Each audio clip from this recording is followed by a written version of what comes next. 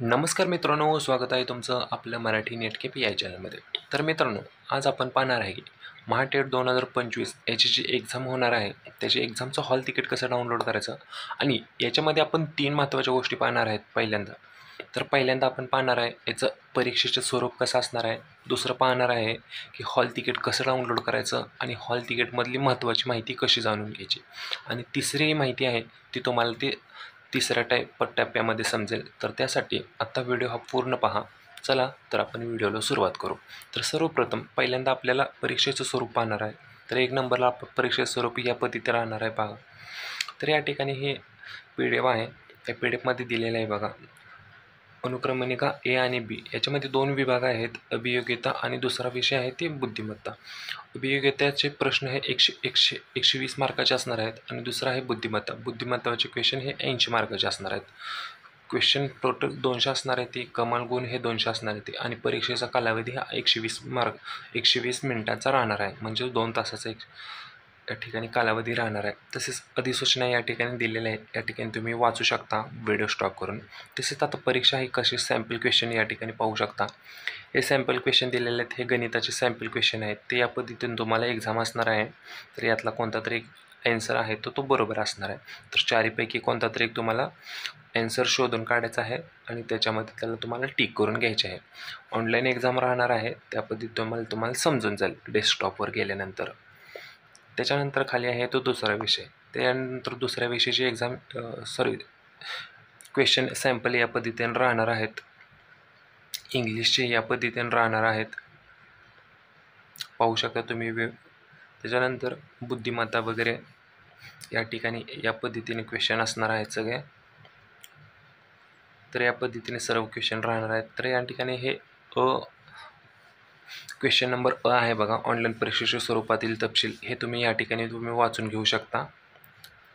हे काही महत्त्वाचे मुद्दे आहेत ते या ठिकाणी तुम्ही व्हिडिओ स्टॉप करून वाचू शकता. चला तर आता हॉल तिकीट कसं डाउनलोड करायचं यासाठी आपण चालू करू. तर हॉल तिकीट डाउनलोड करायला आपल्याला या वेबसाईटवरती यायचं आहे. या वेबसाईटची लिंक तुम्हाला डिस्क्रिप्शनमध्ये दिली जाईल.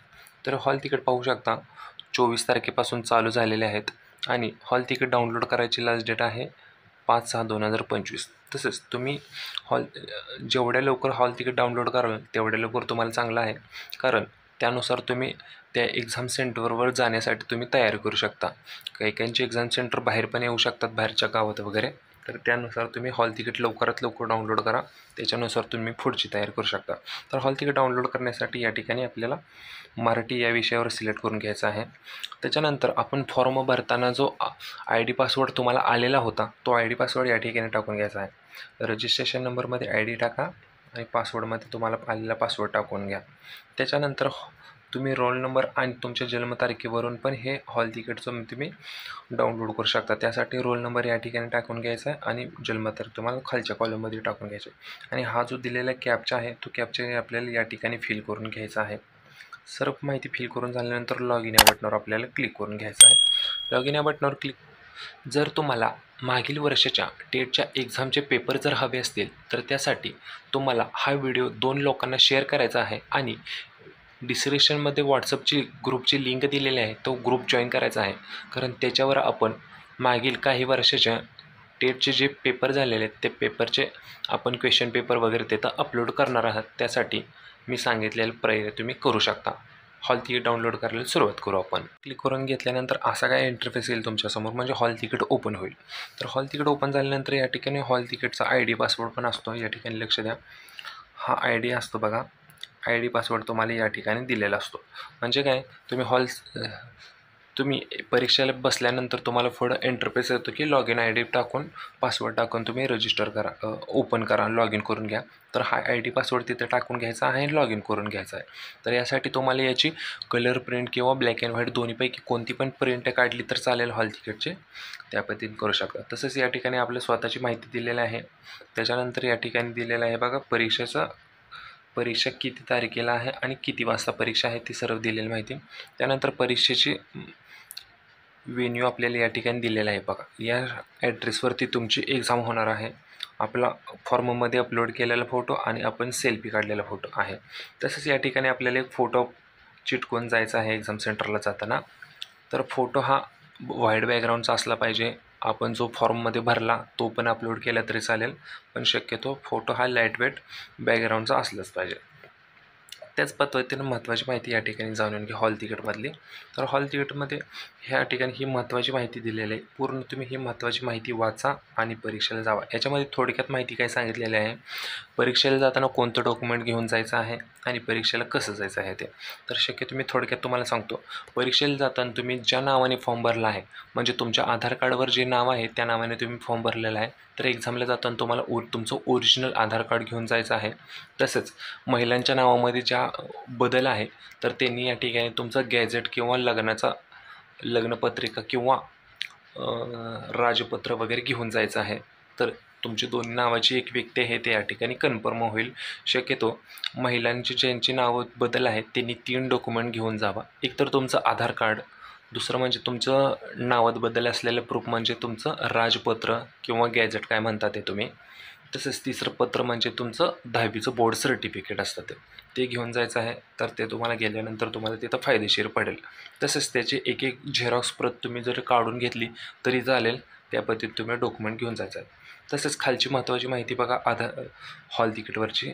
तर या ठिकाणी तुम्हाला तुमचं हे जी माहिती दिलेली आहे याच्यामध्ये तुम्हाला तुम्ही कोणतं ओळखपत्र घेऊन जाणार आहे, Aadhaar card, driving licence, PAN card वगैरे, तर त्याचं इथं नाव लिहायचं आहे. आधार कार्ड घेऊन जाणार आहे तर आणि त्याच्यानंतर पुढं आधार कार्डची संख्या लिहायची आहे.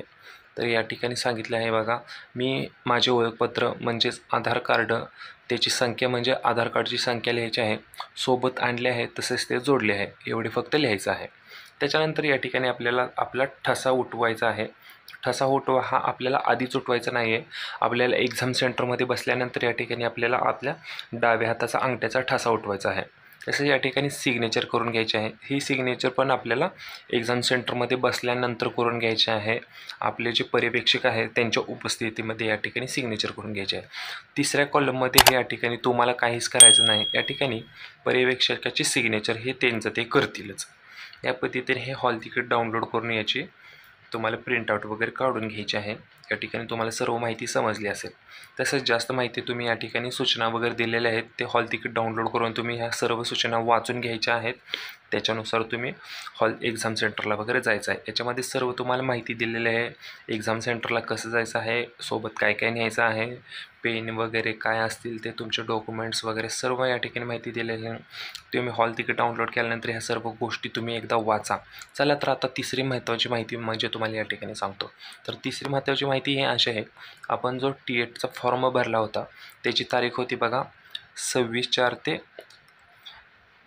14/5/2025 रोजी ह्याचे फॉर्म भरायची लास्ट डेट वगैरे झालेली आहे. त्याच्यानंतर या ठिकाणी त्यांनी लास्ट डेट दिली आहे फॉर्मची प्रिंट काढण्यासाठी 29/5/2025. 29/5/2025 तुम्ही या ठिकाणी लॉग इन करून याची प्रिंटआउट काढून घ्यायची आहे. ज्या लोकांनी प्रिंटआउट काढली नाही अशा लोकांसाठी ही माहिती आहे, कारण 29/5/2025 नंतर या ठिकाणी कोणाचीसुद्धा प्रिंटआउट निघणार नाही. तर तुम्ही या ठिकाणी जर प्रिंटआउट काढली नसेल तर लवकरात लवकर प्रिंटआउट काढून घ्या, कारण फ्युचर रेफरन्ससाठी तुम्हाला महत्त्वाची प्रिंटआउट आहे. या पद्धतीने हे हॉल तिकीटची वगैरे सर्व माहिती आहे. जर हा व्हिडिओ आवडला असेल तर व्हिडिओ लाईक करा. आणि तसेच महत्त्वाची माहिती या ठिकाणी अजून एक आहे बघा, याच्यानंतर याची परीक्षा झाली त्याच्यानंतर त्याचा रिझल्ट कधी लागणार, तो कसा डाउनलोड करायचा, त्याच्यानंतर पुढचं पवित्र पोर्टल कधी ओपन होणार, ते जर ॲडव्हान्समधली जर माहिती तुम्हाला या ठिकाणी पाहिजे असेल तर त्यासाठी आत्ताच आपल्या चॅनलला सबस्क्राईब करून ठेवा, कारण वेळोवेळी ती माहिती आपल्या चॅनलवर येत राहणार आहे. हा व्हिडिओ आवडला असेल तर व्हिडिओ लाईक करा आणि टेटचा फॉर्म भरलेला तुमच्या मित्रमैत्रिणींसोबत हा व्हिडिओ शेअर करा. जय हिंद, जय महाराष्ट्र.